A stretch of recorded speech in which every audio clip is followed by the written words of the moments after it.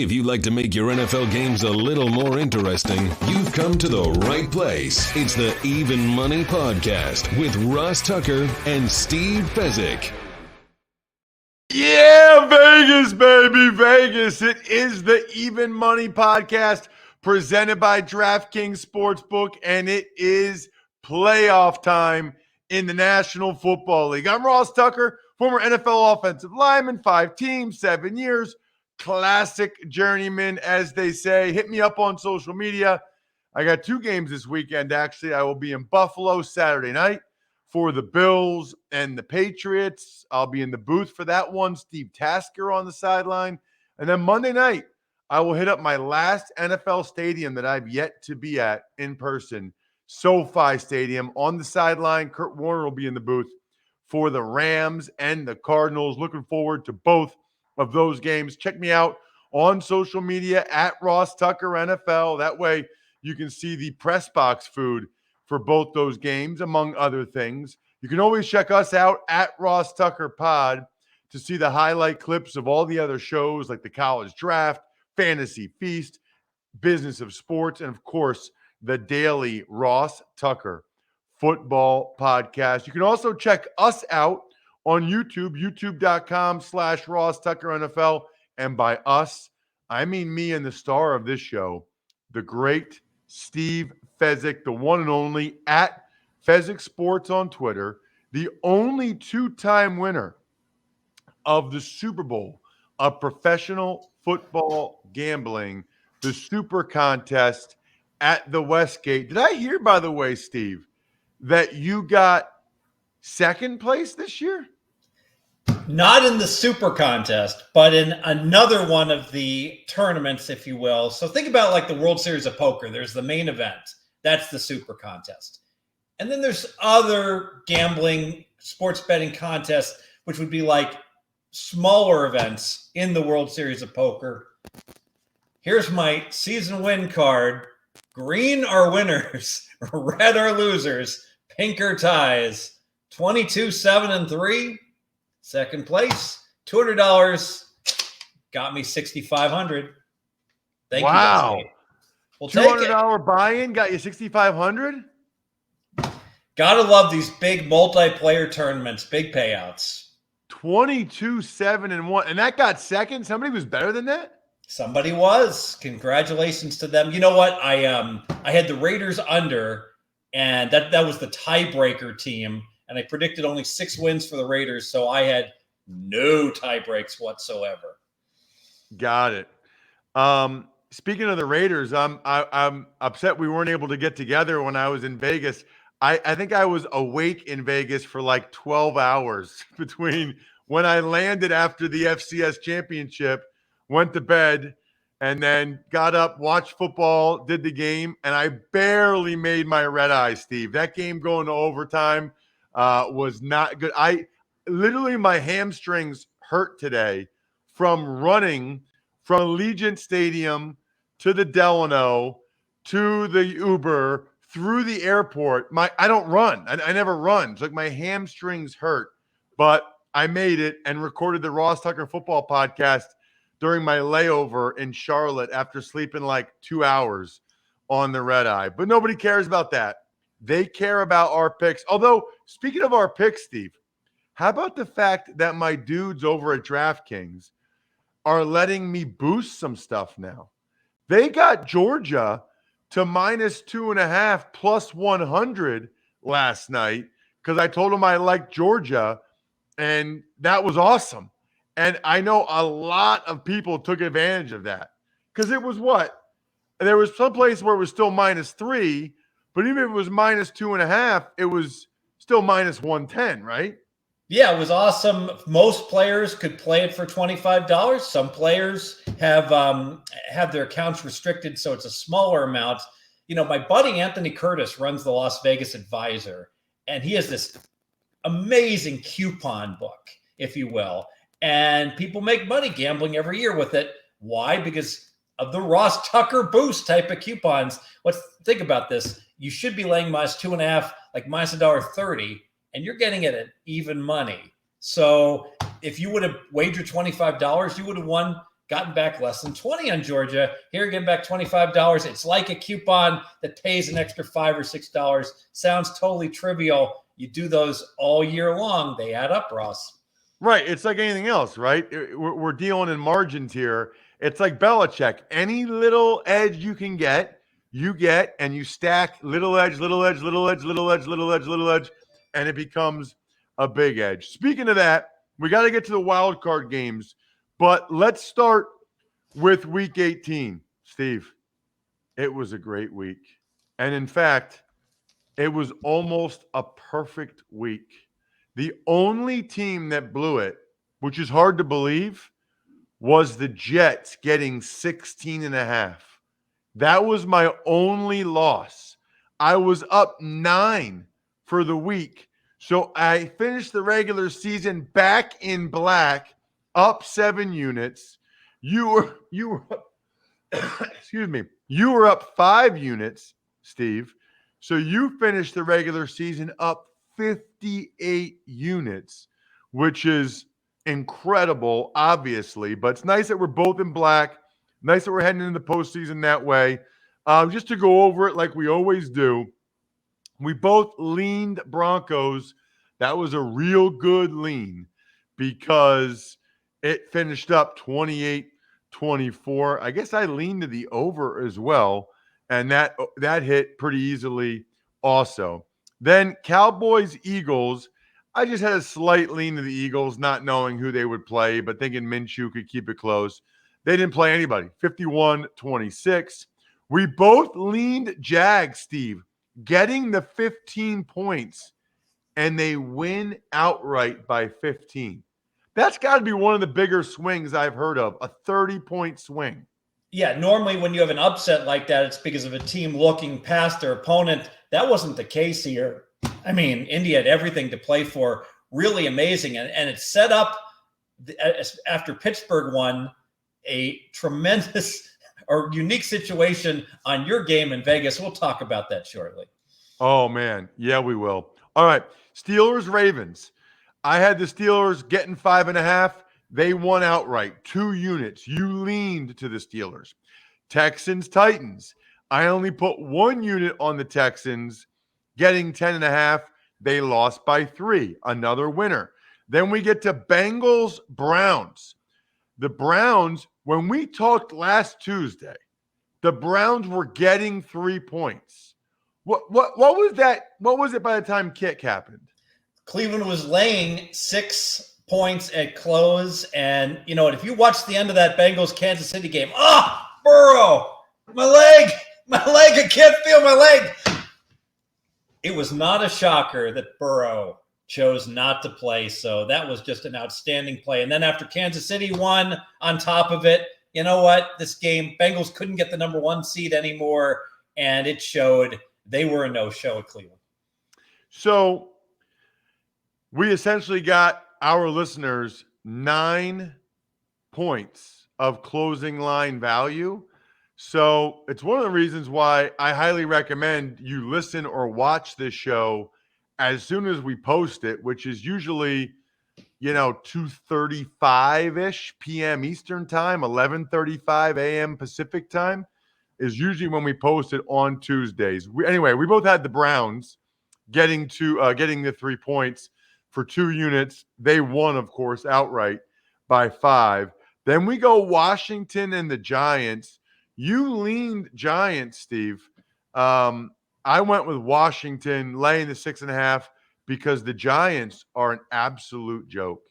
I mean, did you see, Steve, the quarterback sneak, back-to-back quarterback sneaks from their own 4-yard line on 2nd and 3rd and long? I did. I've seen draws and I've seen screens. Never seen a quarterback sneak on a 3rd and 8 from your own 4 in a competitive game. I quit, says the coach. Joe Judge, he hasn't been fired yet, Ross? No, and I'm convinced it's like a George Costanza from Seinfeld. Like, he's done 3 or 4 things the last couple weeks that it's almost as if you would only do that if you were trying to get fired. Bears, Vikings. With Flores of Miami, this is the Fast Times at Ridgemont High moment. This is Brad Hamilton. He's got Coach of the Month plaque on the wall, and then he's fired.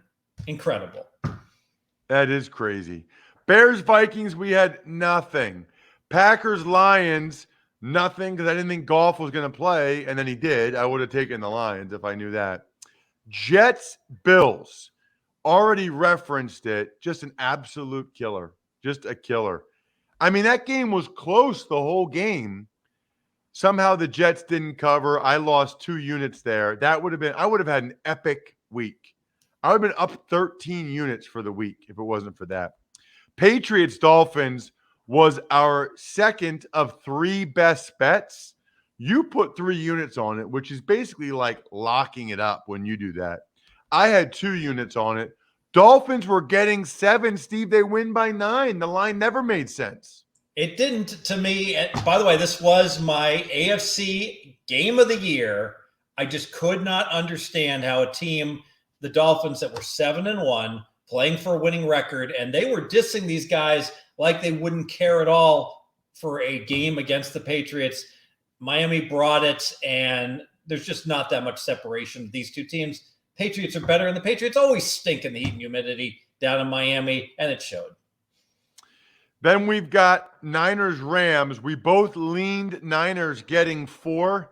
Should have rolled with it. They won outright. There was uncertainty regarding their quarterback, whether it would be Jimmy G or Trey Lance. Panthers, Bucks. I leaned Bucks laying the 8. They end up pulling away in that one. Seahawks, Cardinals. We had nothing. Saints, Falcons. I leaned Falcons getting the 4.5. You took the under in that one, Steve. I forgot that. You had 2 units on the under. Saints, Falcons, under 40. They put 49 points up. I'm a little surprised that the Saints got 30 points on the board. I am a Dumbo. Week 17, now week 18, last week in the NFL historically has been a great over week. So I'm reaching into a subset with more black marbles than white marbles, trying to pull out the white one with an under. Shocker. It's a dark marble. I lose. Raiders, Chargers, Sunday night. We both liked the Raiders. It was a best bet. We went 3-0 on our best bets. By the way, side note, we are 35-17-1 on our best bets, a 66% strike rate on the best bets. The Raiders obviously won the game outright, 35-32. Obviously, Steve, I know you have takes. I know you have thoughts. Go for it. Sure. So this game illustrates why no one knows what they're doing betting. All right. They just don't know what they're doing. The Sharks know what they're doing. So they bet the tie, parlayed to Jacksonville. The idea being, this could be a game where if Jacksonville wins, we're going to have a situation where both teams might need to tie to make the playoffs. That unfolds. So what happens, there are books that put, will the game end in a tie? Normally it pays about 60, 70-1. People correctly bet the 60 and 70-1. That's fine. But then word gets out in social media, both teams have incentive to just tie. There's going to be a tie. It got all the way down, Ross, to 8-1. I can't emphasize what a horrendous bet that is. I get it. It probably should have ended in a tie at the very end. That, regardless of that, it took a confluence of crazy events to just get to overtime. The chance of it going overtime, maybe 6%. Given it went overtime, I hear you. It has a much better chance to tie than a normal overtime game. Maybe a third of the time that game goes and ends in a tie, given it goes overtime. So that's a 2% chance this game would end in a tie. People were cutting in line, Ross, to bet a crappy 10-1. If you had tie 50-1, good. If you had tie 10-1, bad. Not enough people look at that and realize that. And that's one of the things I've learned the most from you, for sure, over the years. I've also learned that AutoZone is incredible and that your car interior is as important as your exterior. Why? Because that's where you spend most of your time, inside your car. So show your car some love with help from AutoZone. Interior repair is more than just cosmetic. You can install a set of floor mats, replace mirrors, even tackling a heating system repair. Look, there are simple upgrades like seat covers that prevent spills, tears, rips from ruining your upholstery and can help even maintain your resale value. We all spend a lot of time inside our vehicle, so make the most of it and upgrade your ride. They've got the free next day delivery, the free same day store pickup. Make AutoZone your one-stop car interior shop. They got the best products from the best brands at the right price. Get in the zone. AutoZone, don't get stranded in freezing Indianapolis in January where no one would ever go there unless they were forced to for an NCAA title game, which is Dumbo. You know what's so funny, Steve? People love that you reference a town. I got in a couple emails or tweets that people love when you reference a town where you don't want to get stuck, which cracks me up. All right. Before we get to the playoffs, I need your one thought. Let me just recap one last time. For the week, I was up 9. You were up 5. I'm up 7 now for the year. I'm actually in the black. You're up 58 units. But perhaps most importantly, 35, 17, and 1. We are on the best bets. They've been very good to us over the years. Here's the question, Steve. Betting on the playoffs. Same process, same thought, or the lines are so much tighter, you're a little bit more hesitant? What's your advice for betting postseason? We get new listeners or viewers at youtube.com/Ross Tucker NFL every week. The lines are so much tighter. It is extremely difficult. The one thing I would say, Ross, is that over the course of the season, it's a long season. I'm always looking on player props, typically to play unders, because you're going to get limited usage. It could be a blowout. Guys don't play in the fourth quarter. Unders are the way to go typically. I don't think that's the case in the playoffs. It's all hands on deck. And dude, if he's the primary guy, he's going to get fed. And that's the guy with the season on the line that the quarterback's going to look for. And so because of that, I would be very reluctant to fade the top running backs and the top wide receivers to go under their totals. Interesting. Okay. So the two lessons there are with the playoffs, the spread, the totals, very, very tight. And the props, you're not going to lean under like you do in the regular season. Yes. It's a good point because the props are put out there based on the numbers of the guy playing the whole game, but sometimes they don't.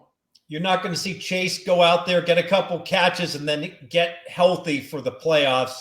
Chase is going to be the primary target the entire game. You only look over on him now. All right, let's start Saturday. It is the Raiders at the Bengals in Cincinnati. The Bengals are laying 5.5. The total's 49.5. Kind of feels like an all-time bad spot for the Raiders, Steve. It is an all-time bad spot. You've got that all-in game Sunday night. How many fourth down conversions did we see that Raider defense rise up to, only to be thwarted by the tremendous Herculean play of the Chargers quarterback to keep that game alive? That D has to be gassed. Now you've got a team in the desert Southwest that plays indoors, has to go to the Ice Bowl. Cincinnati, it's going to be below freezing in Cincinnati. Terrible spot. Having said that, Ross, if there's one wild card trend that has been profitable, and I give credit to my buddy Teddy Covers that's been touting this for years or disclosing it, Teddy goes ahead and tracks how teams do that have the harder strength of schedule. And if you play a tougher schedule over the course of a year, this is just true in the wild card rounds. Whoever played the tougher schedule is battle tested and has done tremendous against the spread to the tune of 2/3 of the time they cover. The Raiders played a very difficult schedule. The Bengals played an easy schedule. I do not go against that trend, so I have to pass this game. Yeah, I'm going to pass it as well. I would only lean to the Bengals laying the 5.5. I mean, the Raiders, just the emotion of winning, and late Sunday night, the quick turnaround in Cincinnati. Those guys are all rested and refreshed after not playing against the Browns. That is rough. I can only lean Cincinnati, though. I don't like to lay 5.5. Let's talk Patriots-Bills. I will be there, Steve, and I've already seen that they're saying it's single digits Sunday night, 30% chance of snow right now. Not a lot of wind so far. The Bills are laying 3.5. The total's 42.5. Is the weather actionable at all in your mind, Steve? Yes, I'm just not certain how it's going to play out in this game because we know that the wind went ahead and hurt the Buffalo passing game. I think the fact that it might be cold and not windy could help Buffalo considerably in that Josh Allen should have success, unlike when it was really windy and he struggled. And I'm worried about the New England quarterback and limited experience in cold weather. So because of that, I would lean Buffalo. But if it was played in a dome, I'd be on New England here. I think these teams are very comparable. And so I'm not going to bet New England plus the 3.5 because I think the weather actually favors Buffalo here. What about the total, Steve? It sure seems low to me, given the fact that they had the wind bowl where it was absolutely impossible to throw the ball previously. I would think there's going to be points, and I think the second meeting between these two teams where both of them were going for it on fourth down, back and forth, New England going 6 times and Buffalo 4 times. Buffalo doesn't punt. I could only look over. Interesting. Okay. Well, I'm going to put 1 unit on the Patriots getting the 3.5. You know, it's just weird that they're playing for the third time in 7 weeks. Patriots coming off of a really bad game. I think they'll play better. And I'm also going to put 1 unit on the under. I don't know. You and I are on different sides of that one, which means you're probably right. But I just don't envision there being a lot of points. I feel like both these defenses are playing pretty well. Certainly Buffalo's is playing better than it had been. Not as great for the Patriots against the Dolphins, but there was a pick 6 and, whatever. So 1 unit under 42.5, 1 unit the Patriots getting the 3.5 for me on Saturday night. Let's get to Sunday action. Sunday at 1, the Eagles are getting 8.5 from the Bucs. The total is 49, Steve. All right. So this is a game I love. Tampa in a teaser. I love teasing them down to 8.5 and 2.5. Unfortunately, I cannot recommend another game to tease this week. I'm going to pull back the curtain on what pros do in this circumstance. If you have enough outs, I would say 1/6 of the offshore outs allow you to play what's called an open teaser, where you put in the first play and you just leave the second play open. You can play it later, in this case, later on in the playoffs. In that case, absolutely slam in Tampa for the first leg, and we'll fill that second leg later in the playoffs. If you don't have access to a book that lets you do that, I think you've got to go ahead and just pass this game, unfortunately, because I can't find anything else to tease Tampa with. I'll lean Tampa. I like the matchups. Philly runs the ball a lot. No one runs on Tampa. And Philly, I believe they're vulnerable to the pass, and Tampa's going to have success there. So lean Tampa. Yeah, I'm going to lean to the Eagles here, but it's just a lean. I like the way they played down the stretch. I think they can have some success running it on Tampa. But, man, I think it's a big ask. Jalen Hurts, Nick Sirianni, their first playoff game against Tom Brady on the road. This is one of those where it's like, say it out loud. So just a lean, getting the 8.5 for me. I can see the Eagles keeping it close to a 1-score game and or getting the backdoor cover. What about the Niners at the Cowboys? Niners are getting 3 points. The total's 50.5. So I'm getting close. I'm leaning Niners. It's possible we get a 3.5. The Niners are undervalued. Why?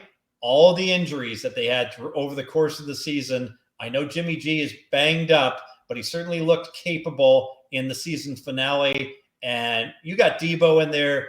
You got Kittle in there. You got weapons. You can run the ball, and you got a good defense. And I don't trust Dallas. Don't trust the Dallas coaching staff.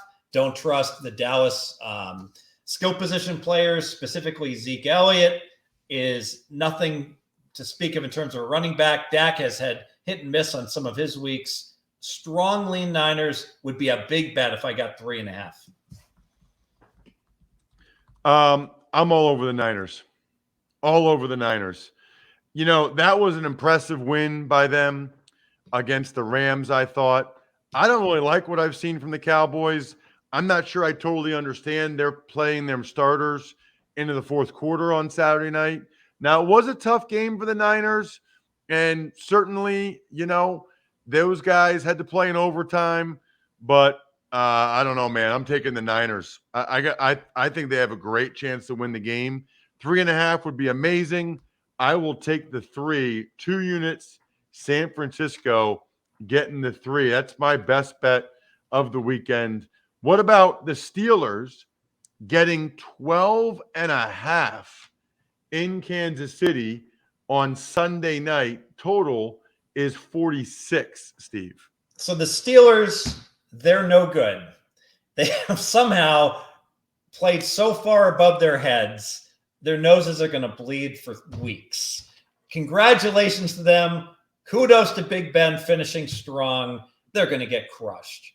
Now, I don't lay 12.5 in the NFL typically. So what am I going to do with this game? You know what?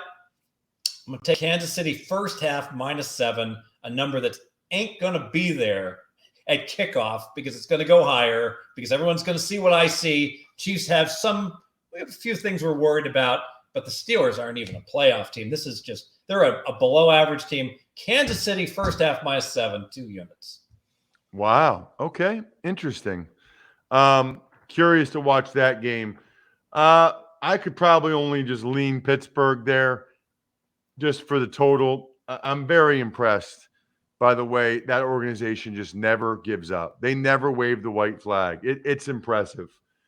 Before we get to the Cardinals and Rams, which I will also be at, looking forward to it, I want to make sure everybody knows about overcoming the odds, rewriting the playbook, delivering under pressure.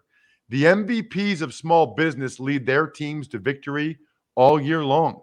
Visa is proud to provide playmakers everywhere with more tools to help grow their business and help them achieve even greater success. Because the more people we can empower, the more we all win. Visa, a network working for everyone. What's working, Steve, in this Cardinals-Rams matchup on Monday night where I will be on the sideline? So I don't trust Arizona. They're a team that is scuffling into the playoffs. I want to bet against them. I can't do it. I can't. Matthew Stafford doesn't look right, is struggling. I'll still lean Rams, but I can't lay more than a field goal with a team whose quarterback I don't trust. Yeah, I typically love getting 3.5. And maybe they're trapping me into it, Steve, but I just feel like when I'm getting 3.5, I would never lay 3.5. And I feel like getting 3.5, they're telling you it's a pretty close game and you're getting more than a field goal. I'm putting 1 unit on Arizona. I don't love them or have a lot of faith in them either. But they, we talked about this before, right? I think it's kind of a toss-up game. And so there's a decent chance they win. Even if they lose, pretty decent chance they lose by 1, 2, or 3. 1 unit, Arizona, plus 3.5 for me. That'll do it for this week's Even Money podcast. Remember, we are, number 1, kicking some serious you-know-what, and number 2, year-round. So start to give us some email questions you specifically have for Steve regarding VIG or strategies or whatever. We'll start to get to them in the playoffs and the offseason. We have guests on, experts that come up with their thoughts on how to improve as a better of the pro football. It is awesome. Check him out on social media at Fezzik Sports and only at Fezzik Sports. I am at Ross Tucker NFL. We're at Ross Tucker Pod. Good luck, everybody. Hope you guys win some money. Thanks for listening to the Even Money Podcast. Make sure to also subscribe to the Ross Tucker Football Podcast, the Fantasy Feast, Business of Sports, and the College Draft. All available at Apple Podcasts, rosstucker.com, or wherever podcasts can be found. A lot of times on the show, I mentioned DraftKings. Here's what you need to know. You got to be 21 or older, New Jersey, Indiana, or Pennsylvania only. New customers only. Restrictions apply. See DraftKings.com/sportsbook for details. Gambling problem, call 1-800-GAMBLER, or in Indiana, 1-800-9-WITH-IT. By the way, if what I was talking about included a deposit bonus, doesn't always, sometimes it does. Deposit bonus requires 25 times playthrough, and deposit bonuses are paid out in site credit.